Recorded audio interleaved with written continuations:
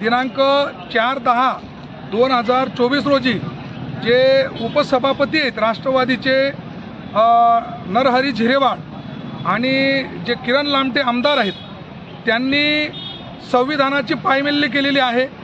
कारण की त्यांच्याकडे लोकनियुक्त आमदारकीचं पद असून आणि त्यांनी काही जमातींना वंचित ठेवण्यासाठी हा तमाशातला ड्रामा केलेला आहे।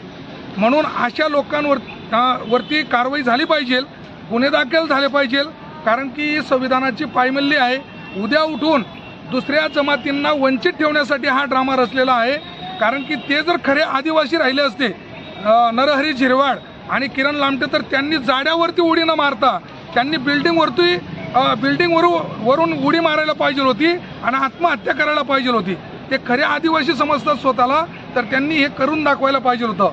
म्हणजे स्वतःचा बळी द्यायचा नाही, परंतु इतर 36 जमाती जे आहेत त्यांचा बळी घ्यायचं काम नरहरी झिरेवाड करत आहे, किरण लामटे करत आहे, आदिवासी विकास मंत्री विजयकुमार गावित करत आहे आणि अन्य भागातले जे काही आमदार आहेत, जसं आता जळगाव जिल्ह्यामध्ये गिरीश महाजन आहेत आणि माझ्या धुळे जिल्ह्यामध्ये आमदार जयकुमार रावल आहेत, ते सुद्धा यांच्यामध्ये सामील आहेत।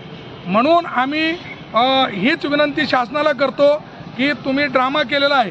अर्धी शिवसेना इकडे, अर्धी शिवसेना तिकडे, अर्धी राष्ट्रवादी इकडे, अर्धी राष्ट्रवादी तिकडे, ही जे पद आहे तात्काळ निलंबित करावं आणि यांच्यावरती कायद्याअंतर्गत तात्काळ गुन्हे दाखल करावे, हीच आमची आदिवासी ओडीस समाजाची मागणी आहे।